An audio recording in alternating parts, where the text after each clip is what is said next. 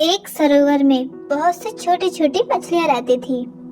उन मछलियों में दो मछलियां ऐसी थी जिनमें एक का नाम सौबुद्धि और दूसरी का नाम सहस्त्रबुद्धि था। सौबुद्धि अपने नाम के अनुसार ही समझती थी कि उसमें सौ बुद्धि है। इसी प्रकार सहस्त्रबुद्धि भी समझती थी कि उसमें सहस्त्र बुद्धि है। सौबुद्धि और सहस्त्रबुद्धि दोनों अपने को सभी मछलियों से श्रेष्ठ समझती थी। दोनों के मन में अपनी अपनी बुद्धि का बड़ा गर्व था। दोनों जब भी बोलती थी ऐंठ कर बोलती थी, गर्व के साथ बोलती थी। गर्मी के दिन थे। तालाब में पानी कम हो गया था। पानी के नीचे तैरती हुई मछलियां दिखाई पड़ जाती थीं। एक दिन एक मछुआ जाल लेकर तालाब के किनारे पहुंचा।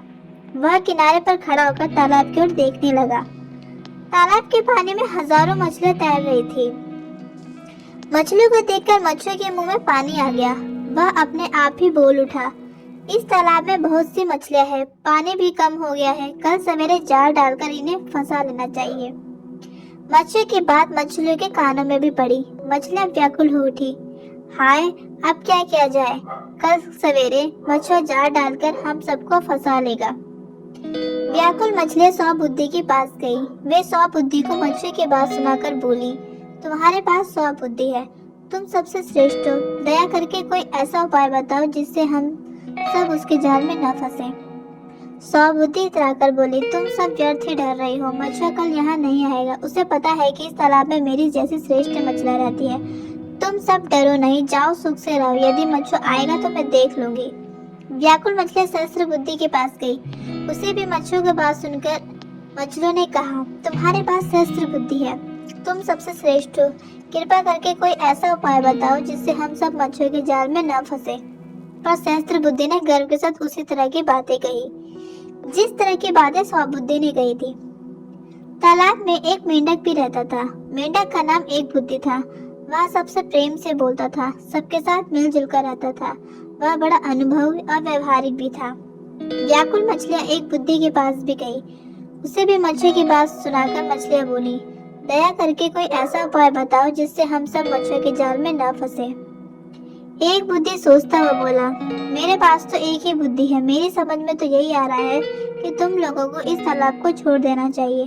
तालाब में पानी कम हो गया है, कल मछुआ जरूर आएगा और तुम सबको फंसाने के लिए जाल अवश्य डालेगा।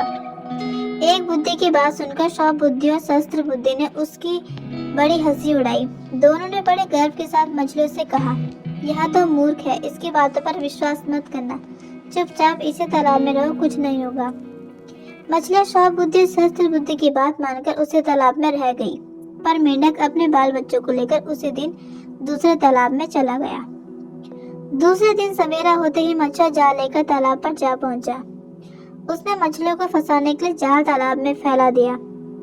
मछलियां व्याकुल होकर इधर से उधर भागने लगी, पर भागकर कहाँ जा सकती थी। सारी मछलियां जाल में फंस गई। सौ बुद्धि और सहस्त्र बुद्धि ने बचने का बड़ा प्रयत्न किया, पर वे दोनों भी जाल में फंस गई। मछुआ फंसी हुई मछलियों को जाल में लेकर चल पड़ा। वह जाल कंधे पर रखे हुए था। उसका रास्ता उसी तालाब की ओर से होकर जाता था जिसमें एक बुद्धि अपने बाल बच्चों के साथ जाकर बस गया था। एक बुद्धि किनारे पर बैठा हुआ था। उसने जब जाल में फंसी हुई मछलियों को देखा तो उसे बड़ा दुख हुआ। उसने अपने बाल बच्चों को बुलाकर कहा, सौ बुद्धि सहस्त्र बुद्धि की बात मानने के कारण बेचारी सभी मछलियों को जान से हाथ धोना पड़ा। दोनों अनुभवहीन थी, घमंडी थी। घमंड के कारण दोनों ने यह नहीं समझा कि तालाब में पानी कम हो गया और मछुआ तालाब में जाल डालने से रुकेगा नहीं।